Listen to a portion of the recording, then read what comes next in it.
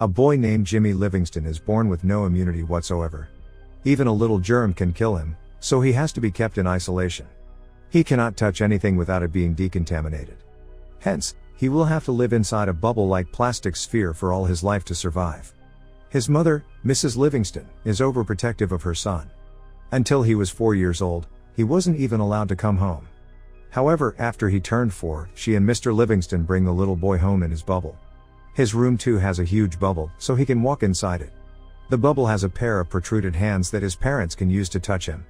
All his toys are decontaminated to be free of the smallest of the germs and kept inside the bubble. I don't know if it's just me, but I feel like there's a hint of irony in the fact that he lives in a bubble and that's what protects him. Because when I think bubble, I inevitably start thinking pop, pop the bubble. I mean, in this one scene, his mother has a pair of scissors. One mistake and yeesh. Jimmy has lived in that room ever since. Mrs. Livingston doesn't ever want him to leave the bubble, so she ends all the bedtime stories with the princess dying because they were let free. He is only allowed to watch one TV channel and read one magazine, because Mrs. Livingston insists they are the only ones ever made. Oh my gosh. If this woman was my mother, I'd pop the bubble. I would pop the bubble. I mean, first of all, she never wants to let him leave the bubble. I mean, that is incredibly selfish. There's gonna come an age where if he wants to be killed by germs, you better let him. It's his choice. Secondly, why is she limiting the amount of TV channels he can watch? Is she worried about the influence? Lady, he lives in a bubble. The metaphor has never been so literal. She also uses the protruded arms to cut his hair and hug her son. Mrs. Livingston is an extreme nationalist, so she teaches Jimmy only the things she thinks are reasonable and forces her ideas on him. However, poor Jimmy doesn't know better, so he goes along with it. Oh my gosh. Oh my gosh, Jimmy's screwed. Jimmy is just screwed as a person. This kid is gonna grow up to have some pretty outrageous opinions. Though nationalism aside, Jimmy's haircut, nah, Mrs. Livingston, nah. Just maybe a visit from the barber once a month. Don't be cruel. Everyone in the city knows about the unique bubble boy, but it doesn't work to his advantage. Instead, the neighbor kids wrap themselves in plastic wrap and make fun of Jimmy outside his home. Mrs. Livingston chases them away frequently. Kids are horrible. Kids are horrible. Sometimes you would like to think the kids are the best of us. But nah, kids can be so mean. They can be so horrible. The only food Jimmy eats is homemade. A decontamination system has been placed in a plastic tube, where Mrs. Livingston places his food to kill the germs before Jimmy can fetch it. Jimmy is now 16 years old. He narrates that he grew up like any other kid and is happy when he gets an electrical guitar instead of a car. Until one day, he is at his window when he sees a new girl his age named Chloe moving into his neighborhood. We should have seen this one coming from a mile away. How do you shake the reality of a 16-year-old boy who's been living in a bubble his whole life? You show him a pretty girl. Herein begins a story of star-crossed lovers. This is about to get juicy. He has grown to like the girl, but cannot do anything about it. More so, he doesn't know anything about love or girls. His mother senses his infatuation, and recites the story to Jimmy about a boy who died because he touched the next-door whore. What is wrong with this woman? So this lady is so crazy that she's labeled the innocent girl next door a whore. And to make it even more effective, she's put it into story. I am willing to bet money that before this movie ends, that window is going to be boarded. She will just not allow the shenanigans. For the next few years, he watches Chloe through his windows a lot. She also notices him watching her. He narrates that he knows something is happening to him, but he doesn't know what. One morning, he wakes up with an erection and is petrified. Unknown to the concept, he hits himself with a bat. He cries and calls his mother. Mrs. Livingston comes in and makes him repeat the Pledge of Allegiance until he calms down. Oh my gosh, who would have thought the best way to get rid of an erection? The Pledge of Allegiance. Look, Jimmy, you can't be looking at the neighbor for too long. You'll attract demons in your pants. And the best way to get rid of these demons, the Pledge of Allegiance. Maybe this is an extreme example, but I just never understand how parents with this attitude seem to think that brainwashing or blatant lying is a better alternative to the facts of nature. Chloe has a group of popular friends who make fun of Jimmy, calling him the bubble boy. She seems to be defensive towards him. One day, she knocks on the Livingston's door and Mr. Livingston lets her in. She sees the system of plastic tubes all around the house and is fascinated. She follows the tube and reaches Jimmy's room. Jimmy is surprised and nervous because his mother is the only woman he has talked to. Chloe talks to him and tells him she likes his guitar. Jimmy tries teaching her to play it with the protruded hands. He starts reciting the Pledge of Allegiance in the middle of it. He was reciting the Pledge of Allegiance. We know what that means. Oh my gosh, Chloe is dead. Miss Livingston, or Mrs. Livingston, is going to kill her. I don't know. Do you guys think, in reality, a girl like Chloe could be attracted to a guy like Jimmy? Or am I just being stereotypical? Have I watched too many teen movies? Another interpretation is that it's just the power of curiosity. She just had to know. She had to know why on earth this man never leaves his room. Starting that day, the two hang out together every day. Mrs. Livingston doesn't like their friendship, but cannot do anything about it. A montage of them spending time together follows.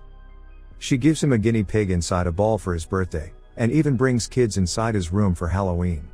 One night, on her birthday, a drunk Chloe sneaks inside Jimmy's room through the windows. She tries getting inside the bubble, claiming she cannot stay away from him anymore. Oh no! What is Chloe doing? Control your edges! Chloe's a bit of a bad girl.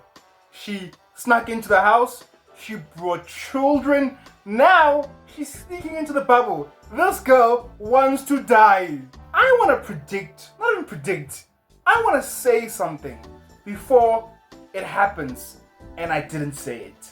What if Jimmy isn't even sick? What if this was all a ruse by an overprotective mother? Think about it.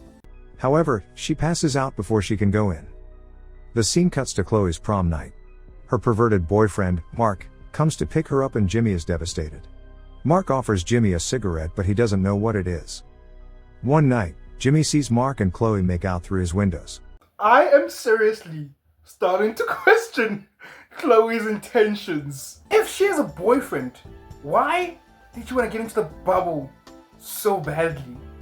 If it's just my mind going to places shouldn't, I'm sorry. I'm starting to think it is. Maybe she just wanted to be close to him. Maybe I'm the problem. And why didn't they show us what happened after she passed out? I mean, I don't think it's realistic that the mother didn't banish her after that.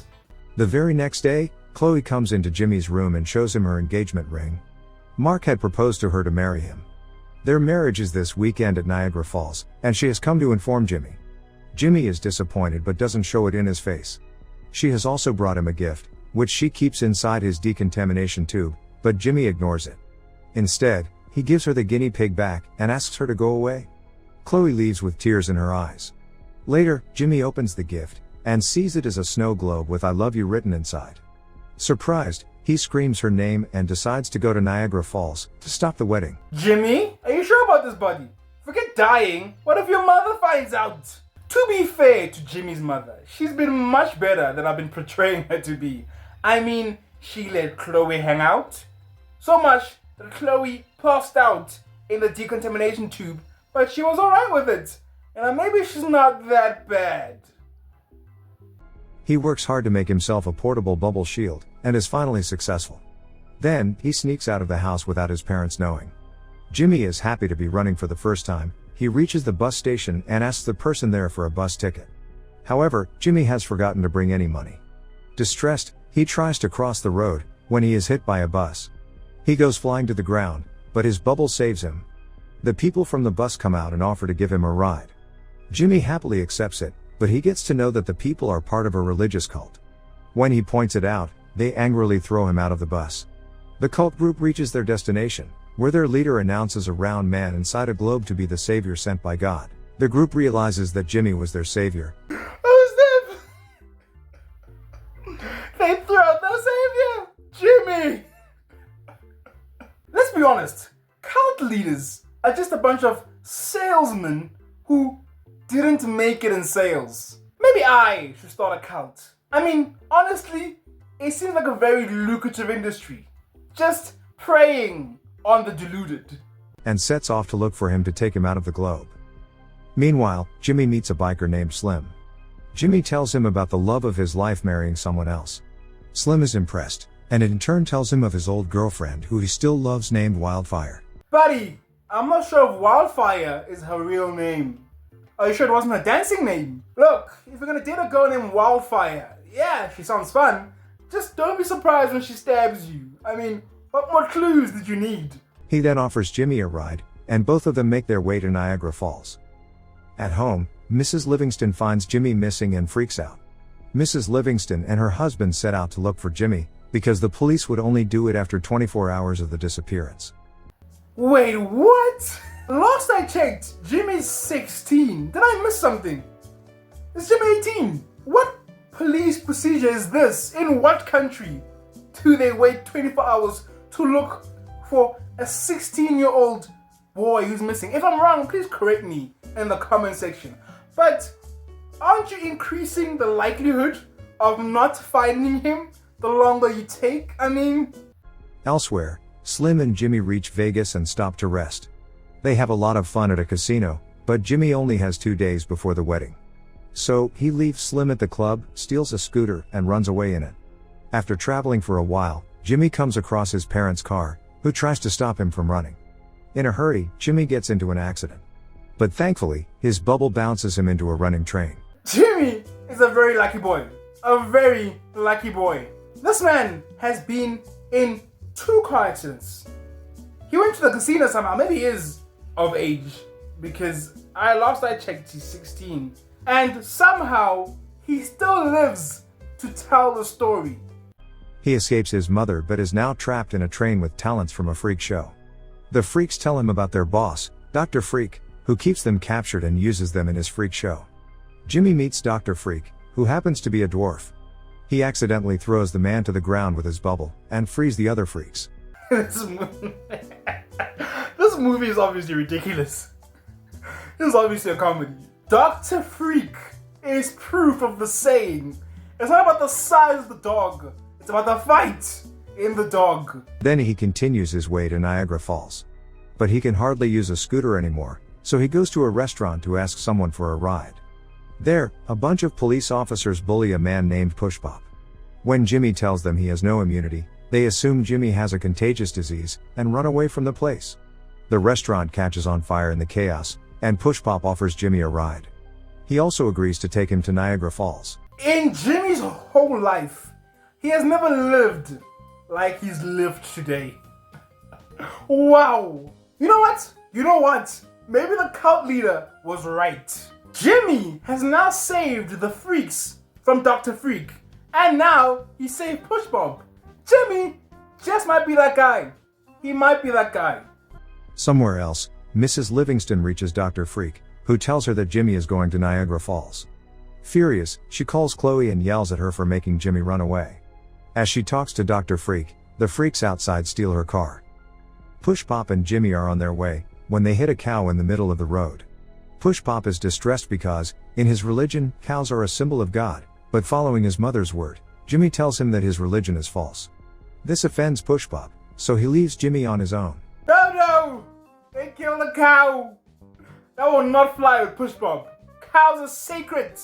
Where else will we get our milk? You know, it's funny when you think about how we can offend each other as people, but not tolerating different religions or just our ways of expressing ourselves. But at the same time, aren't we all just victims of our environment?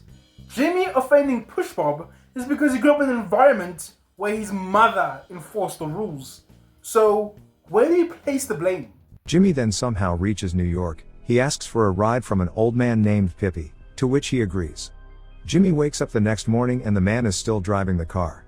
Jimmy soon realizes that Pippi is lying lifeless, and the car hits a billboard. Jimmy goes into a grocery store and calls Chloe. Mark picks up the phone and tells Jimmy to give up, because he is about to marry Chloe in an hour. He is now hopeless, so he calls his mother and asks her to come to pick him. Both his parents drive to him and get him inside the car. Mrs. Livingston goes to the washroom when Mr. Livingston asks Jimmy how it felt to be outside for the first time. The father and son bond. Mr. Livingston tells Jimmy to not give up before trying. Taking his words, Jimmy runs to stop the wedding. Mrs. Livingston sees this and follows him in their car. At the same time, the cult group finds Jimmy and follows him as well. Slim, with his biker friends, comes to rescue Jimmy too. So Mr. Livingston wants Jimmy to die. That is what's happening here. Son, don't give up, so we'll drive you there. Wouldn't that have been the more adult thing to do? Clearly, Mr. Livingston is very scared of Mrs. Livingston. Slim locks eyes with Mrs. Livingston, who happens to be his old love Wildfire. What? What? Mrs. Livingston, what have you been hiding from us? Tell us about your past. You know, sometimes I think to myself, crazy can go either way. It can be crazy wild, or crazy conservative, or both at different times of your life. Turns out all of them are driving on a plane's runway. A plane takes off and Jimmy gets on board with an old pilot. They fly to Niagara Falls, but the plane crashes, making Jimmy fall into the waterfall. Thankfully, his bubble doesn't let him drown. He somehow manages to get out of the water and rushes his way to the wedding. Chloe and Mark are in the chapel, saying their vows, when Jimmy enters the church, claiming his love for her. Seeing this as his last chance to persuade Chloe, he puts his life in danger and tears his bubble open to kiss her. However, just after it, he falls unconscious. As Chloe tries to wake him up, Mr. and Mrs. Livingston arrive there too.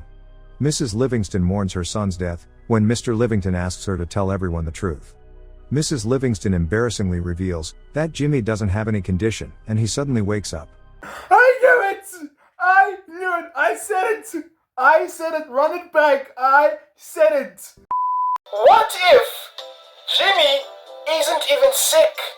What if this was all a ruse by an overprotective mother? Think about it! I knew it! This lady is crazy! She's crazy, she's overprotective, and she's messing up my words. She's projecting her regrets on Jimmy. Shameful! Shameful, Wildfire! It turns out that she had lied to him to keep him away from the evils of the world for all these years. Jimmy is shocked, but forgives his mother when she claims she did it to protect him. He finally embraces Chloe as everyone claps. Cut to a few months later. Chloe and Jimmy are getting married. Everyone he met during his journey is at the wedding. Mr. Livingston, Mrs. Livingston, and Slim are now a throuple. The movie ends as we see Jimmy and Chloe drive away in a car to their honeymoon. Ah, don't we all love a happy ending? So what's the lesson here? I think the lesson is, sometimes our parents can mess us up. And that's okay, because really, there's not much you can do about it. I think the answer to it is that you will deal with it whenever you can deal with it. There's no point overthinking something, a past you can't change. But I once heard a fitting joke by Taylor Tomlinson, which went like, when you have a baby, it's so different from when you adopt, because when you adopt, you have to jump through so many hoops. But when it's your baby, it's like, yeah, you dropped this.